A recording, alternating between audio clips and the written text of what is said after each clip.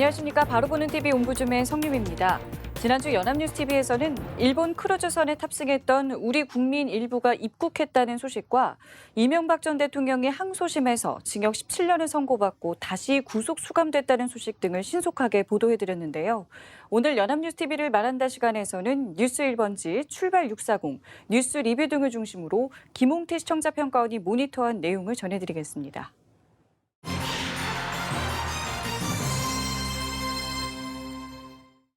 연합뉴스TV는 지난주에 숫자로 보는 코로나19 코너를 통하여 국내 코로나19 현황을 전했습니다. 또한 코로나19로 인한 좋지 않은 상황을 이용해 마스크를 대량으로 사재기 한 업체에 대한 적발을 보도하였고 자신을 희생하여 우한 교민을 이송한 경찰관들에 대해서도 보도하였습니다. 그리고 라임 자산운용이 운용하는 사모펀드 투자의 문제점을 짚어보고 투자자 보호대책 등이 나온 것도 보도하였습니다. 지난주 주요 소식은 역시 코로나19에 대한 내용인데요. 온 국민의 관심이 쏠려 있습니다. 2월 14일 뉴스 1번지의 숫자로 읽는 1번지 코너에서는 전 세계 코로나19 현황을 숫자를 통해 살펴보았습니다. 먼저 실시간 상황판으로 본 해외 코로나19 현황은 지난 14일 오후 2시를 기준으로 전 세계 확진자 수는 4,035명이 늘어 64,442명이 됐다고 하는데요. 사망자는 중국에서 106명, 일본에서 사망자 1명이 발생해 총 1,383명이 됐다고 보도했습니다. 완치자 수도 늘었는데요. 605명이 늘면서 총 6,887명이 완치 판정을 받았음을 전했습니다. 이어서 국내 상황을 전했는데요. 지난 14일 기준 추가 확진자는 없어 나흘 연속 총 확진자는 28명이었고요. 이 중 7명이 완치 퇴원해 21명의 환자가 치료를 받고 있음을 정했습니다. 증상이 의심돼 검사 중인 환자는 692명으로 의심 환자 중 총 6,134명이 음성 판정을 받았다고 합니다. 한편 진천과 아산에 머무는 우한 교민들이 지난 주말 2주간의 격리 생활을 마치고 최종 감염 검사 후 이상이 없으면 귀가하게 된다고 전했습니다. 2월 14일 뉴스 공구에서는 식품의약품안전처가 보건용 마스크 411만 개를 사재기한 업체를 적발한 것을 보도했습니다.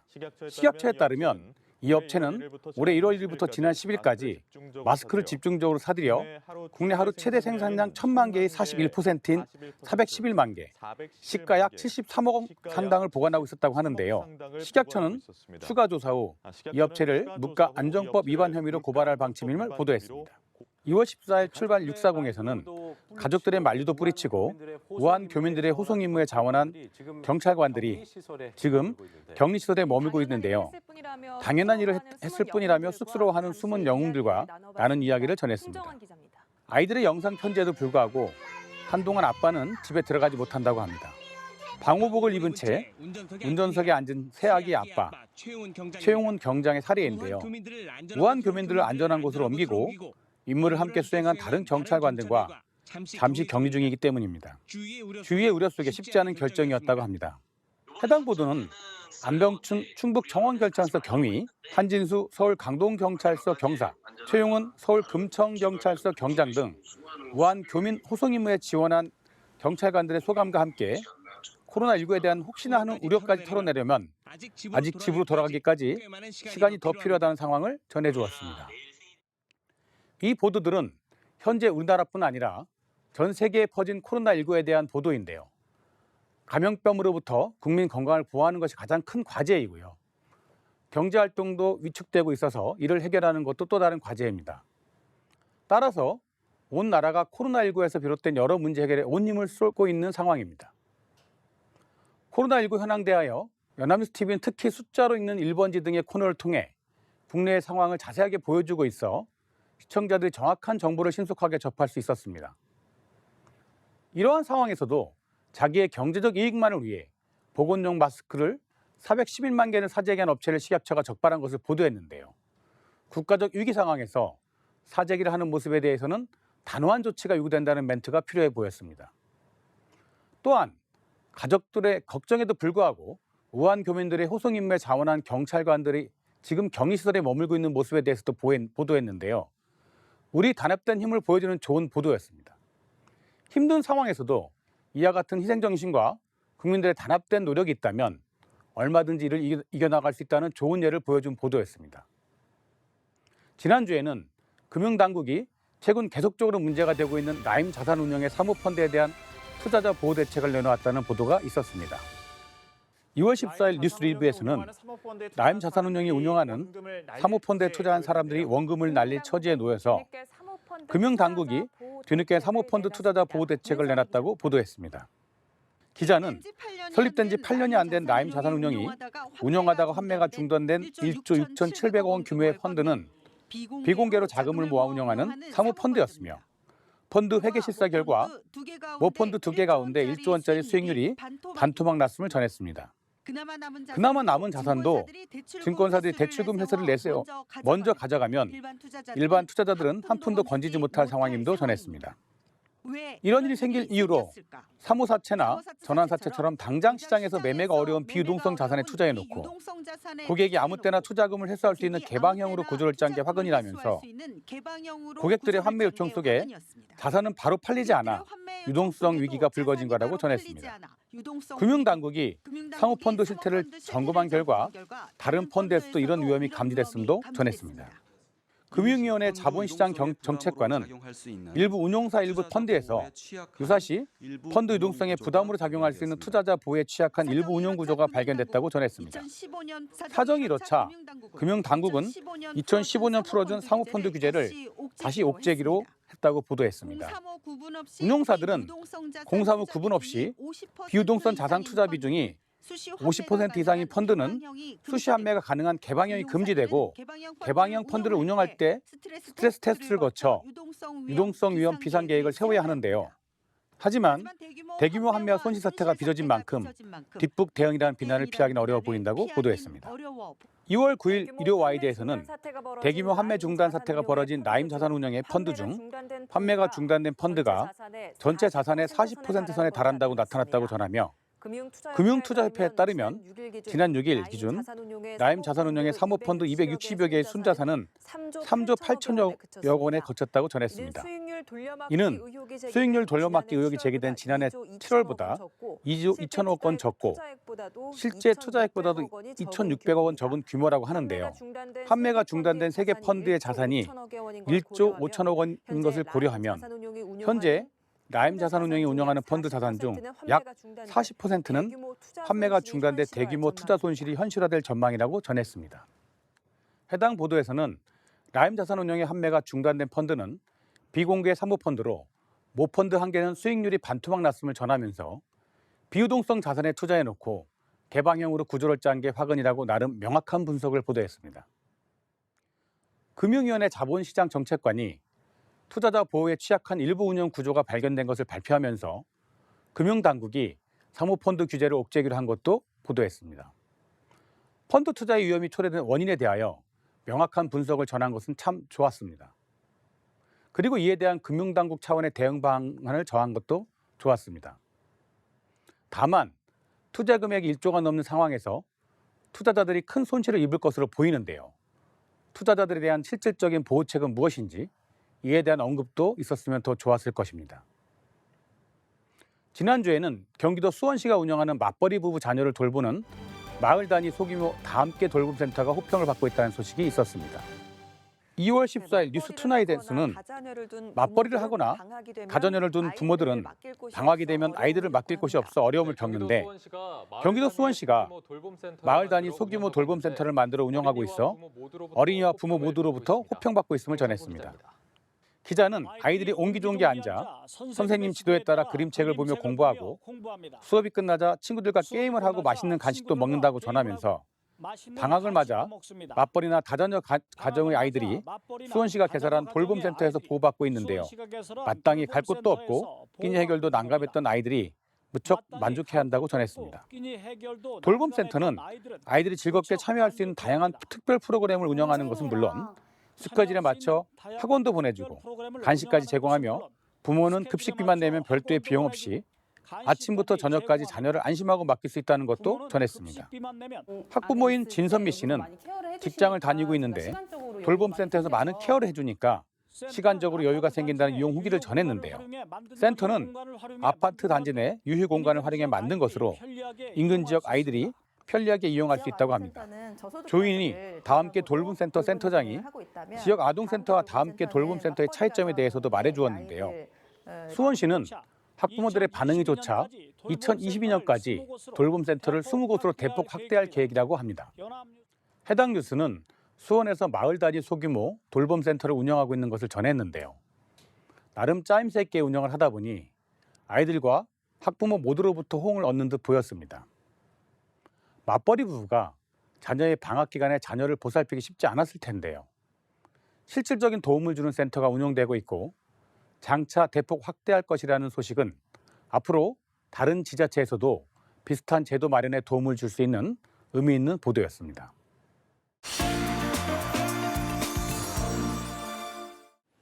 이번 순서는 주말에 방영되는 제작 프로그램을 대학생의 시선으로 분석하고 평가한 내용을 들어보는 캠퍼스 TV 리포트 시간입니다.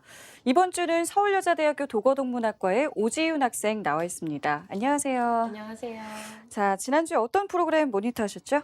네, 저는 지난 15일에 방송된 트렌드 지금 여기를 모니터했습니다. 이번 방송에서는 정성으로 만들어낸 깊은 맛을 가진 숙성 음식에 대해 다뤘습니다. 그럼 자세한 모니터 내용 지금부터 전해드리겠습니다.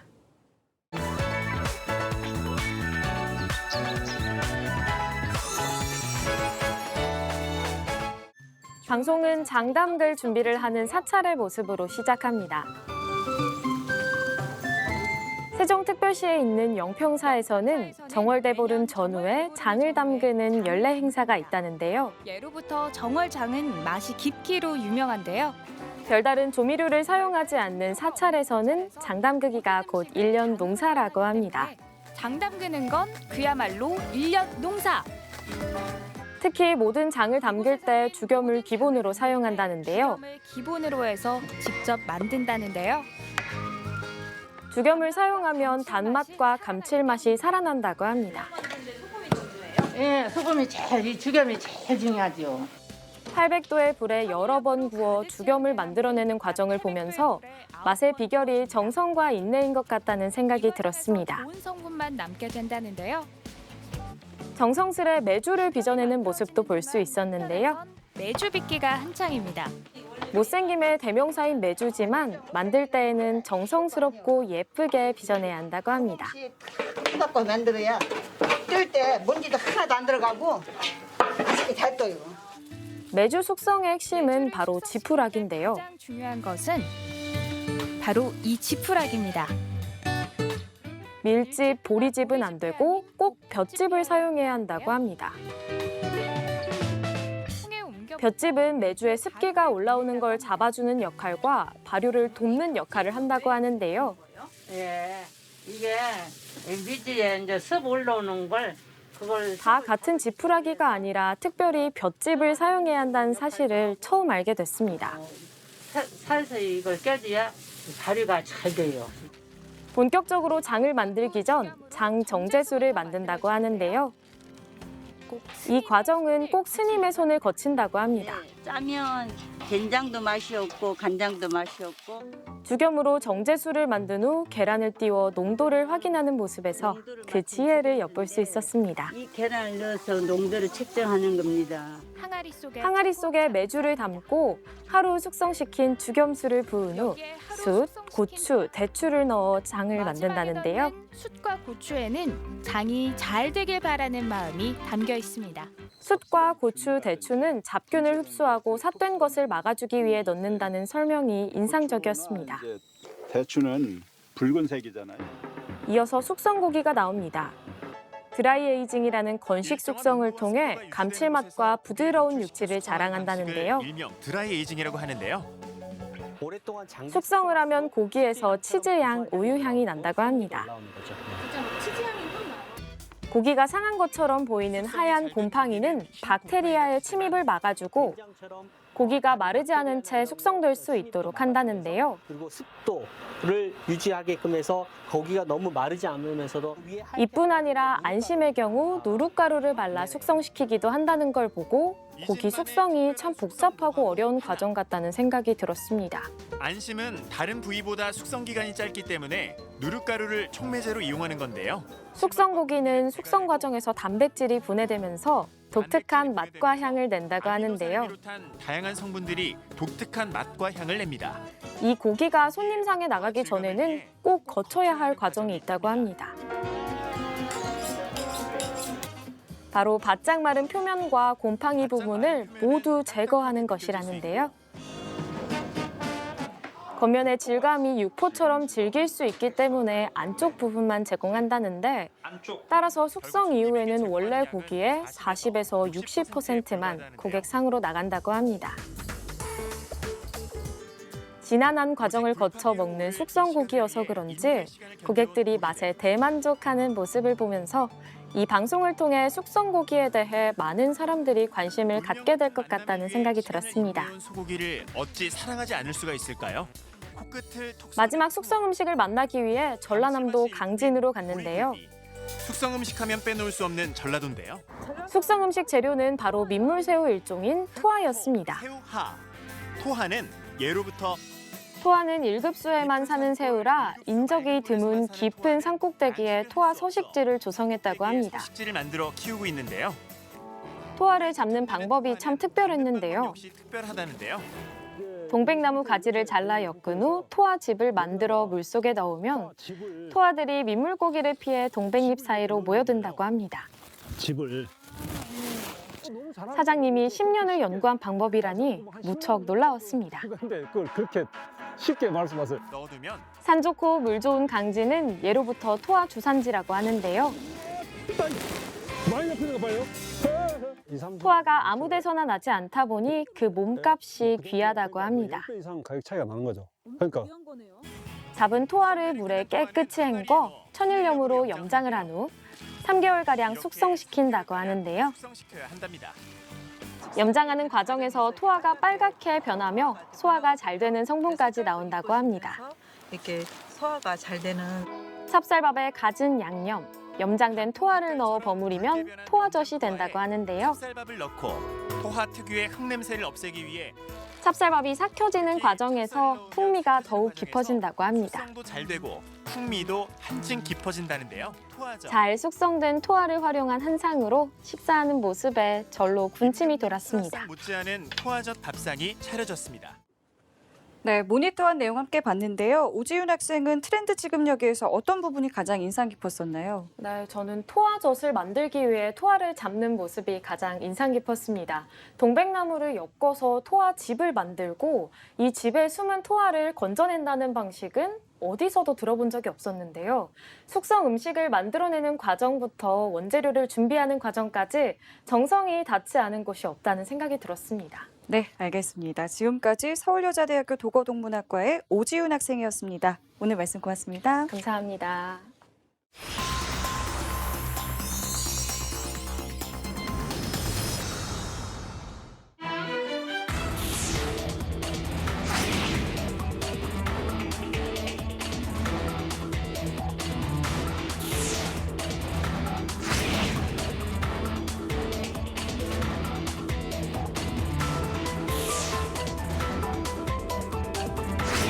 결격 조항이 정신장애인 등의 기본권을 So we're putting in a system that we pay for, and it's going to cost $1 billion in order to protect an immensely wealthy country that makes all of your television sets.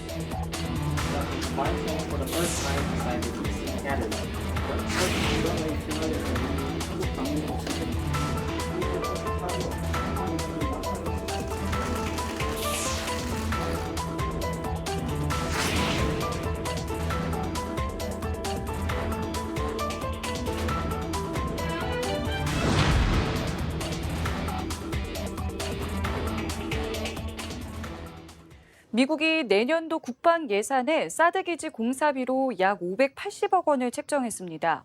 이에 경북 성주에 배치된 사드 발사대 전진 배치뿐만 아니라 추가 도입 가능성까지 제기가 되고 있는 등 사드를 둘러싼 여러 가지 논란이 다시 불거지고 있는데요. 오늘 TV와 비평 시간에서는 재점화된 사드 논란에 대해서 우리 언론에서는 어떻게 보도하고 있는지 자세히 알아보도록 하겠습니다. 오늘 동아방송예술대 방송보도제작과의 정은희 교수 나오셨습니다. 안녕하세요. 안녕하십니까. 어떻습니까? 자, 사드 논란이 재점화가 되고 있습니다. 네. 먼저 그 계기와 내용을 정리를 해주시고요. 언론에서는 또 어떻게 보도하고 있었는지도 말씀해 주시죠. 네. 최근 미국이 경북 성주에 위치하고 있는 사드 발사대를 성주 밖으로 이동시킬 수 있다는 입장을 표명하면서 다양한 논란이 제기되고 있습니다. 특히 미국이 성주의 기지 공사비를 한국이 분담할 수 있다고 하면서 한미 간 체결된 협정에도 위반될 소지가 있다는 지적이 나오고 있는데요. 앞서 존 힐 미 미사일 방어청장은 지난 10일 사드의 원격 발사가 가능하도록 체계 개선을 통해서 발사대를 포대와 분리할 수 있다는 뜻을 밝혔는데요. 이것으로 성주에 있는 사드 발사대가 성주를 벗어나 전진 배치될 수 있다는 가능성을 시사한 것이라고 할 수 있겠습니다. 우리 정부는 사전에 이 사드 체계 개선에 대한 설명은 있었지만 배치 문제는 언급된 것이 없다고 선을 그었는데요. 국방부 관계자는 지난 16일 미국으로부터 사드 발사대 추가 배치를 통보받은 적은 없고 미국도 추가 배치 계획은 없는 것으로 안다면서 현재 배치된 성주기지 사드에 대한 조치는 한미 간 사전 논의를 거쳐야 한다고 밝혔습니다. 이에 대해서 경향신문은 사설을 통해 미국의 사드 추가 배치 구상 우려한다면서 2016년 사드의 성주 배치로 불거진 한중 갈등의 악몽을 떨쳐버리기 어렵기 때문이라고 언급을 했습니다. 동아일보는 사설을 통해서 사드 성능 개량, 불필요한 갈등 피화돼 중국 눈치 보지 말아야 한다고 언급을 했습니다.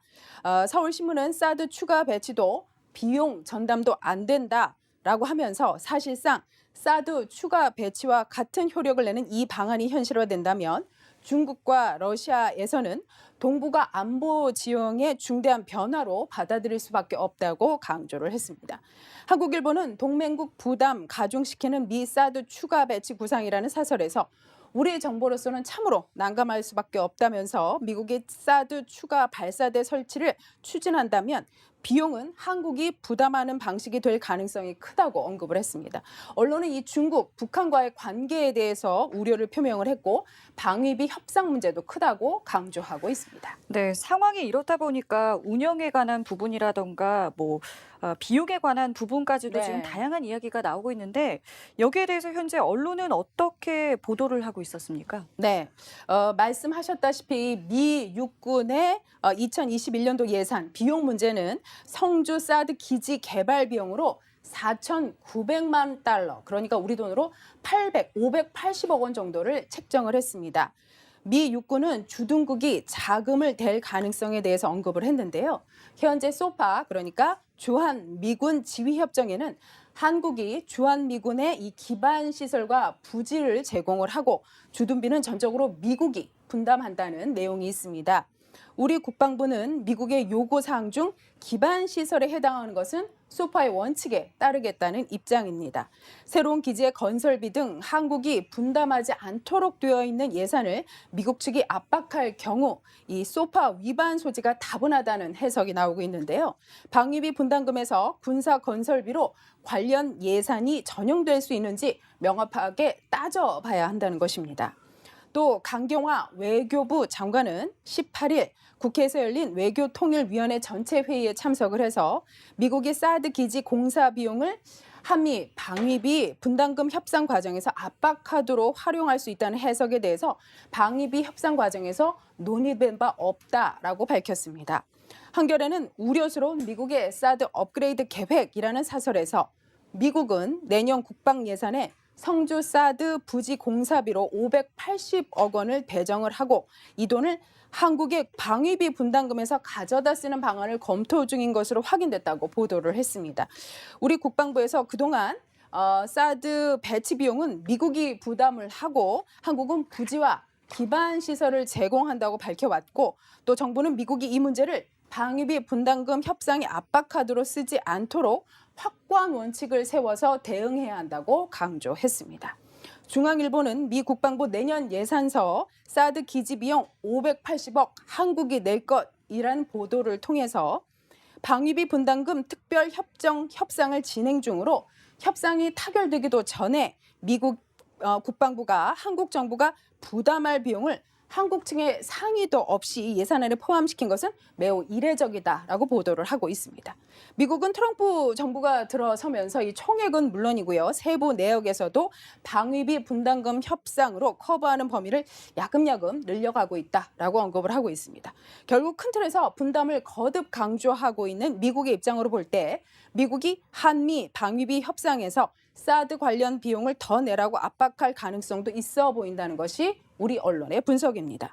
오늘 24일 정경도 국방부 장관이 마크 에스퍼 미 국방장관과 워싱턴 DC에서 한미 국방장관 회담을 갖는 만큼 관련 논의가 오가는지 확인해 봐야 할 것입니다. 네.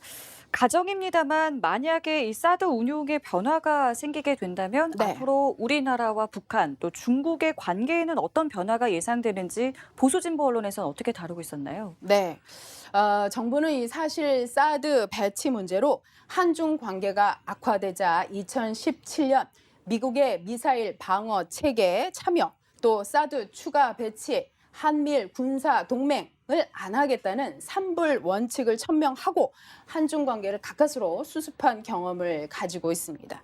그 이후 잠잠했던 사드 문제가 다시 불거질 조짐을 보이고 있는 것인데요. 미 국방부는 최근 성주 사드 발사대와 포대를 분리하는 것을 거론한 바 있고 이는 국방부가 밝힌 것처럼 사드의 성능 개선을 의미를 합니다. 발사대가 포대와 분리가 되면 성주에서 북쪽으로 이동될 가능성이 있어서 작전 반경이 확대될 수 있습니다. 국방부는 물론 성주 이외의 지역에 발사대를 배치하는 문제는 논의하지 않았다고 선을 그었는데요. 중국과의 사드 갈등이 재발될 것을 우려하기 때문으로 해석이 되고 있습니다. 한겨레는 사드 발사대를 추가하거나 또 현재의 위치에서 벗어나 수도권 쪽으로 전진 배치를 할 것을만으로도 주변국의 반발이 일어날 수 있다고 언급을 했습니다. 더구나 사드 업그레이드를 통해 사드와 이 패트리엇 체계를 연동할 경우 성주의 사드 레이더가 미국의 미사일 방어망에 편입될 가능성이 커지는데 그렇게 되면 한반도 안보 지형이 큰 영향을 받을 수밖에 없고 중국, 북한, 러시아의 반발은 불보듯 뻔하다고 강조를 하고 있습니다.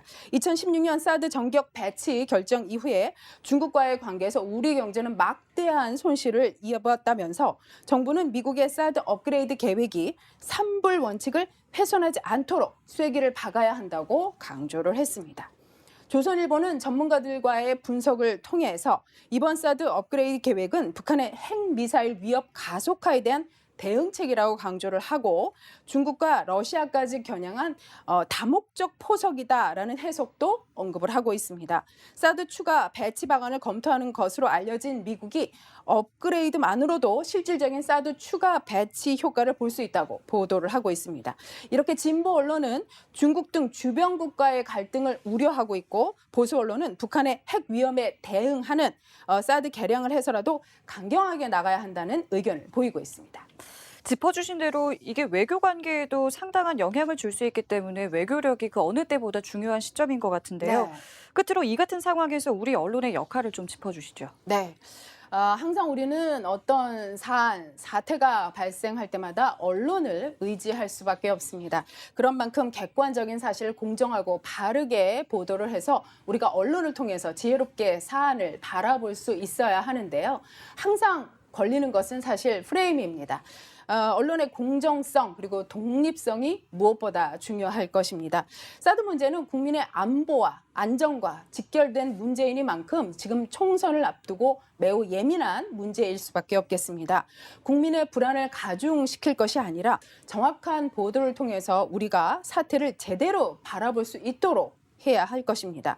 사드 문제는 우리 정치, 경제, 사회, 문화, 사회 전반에 영향을 미치는 파장이 큰 사안이니만큼 프레임이 아닌 객관적이고 현실적인 보도를 해야 할 것입니다. 미국뿐만 아니라 중국, 북한, 또 러시아, 일본 등 이 주변국의 변화 추이도 살펴보여야 할 것이고 우리가 사드로 어떤 문제를 안고 있고 어떤 해결책을 보여야 할지에 대해서도 언론은 짚어줘야 할 것입니다. 중국이나 일본의 상황 역시 직접적으로 파악을 하고 해외 반응도 살펴야 하면서 우리 국민이 신뢰할 수 있는 언론이 될 수 있도록 바르고 공정한 보도를 해야 할 것입니다. 네, 알겠습니다. 지금까지 동아방 서울방송예술대 방송보도제작과의 정은희 교수와 함께했습니다. 오늘 말씀 고맙습니다. 고맙습니다.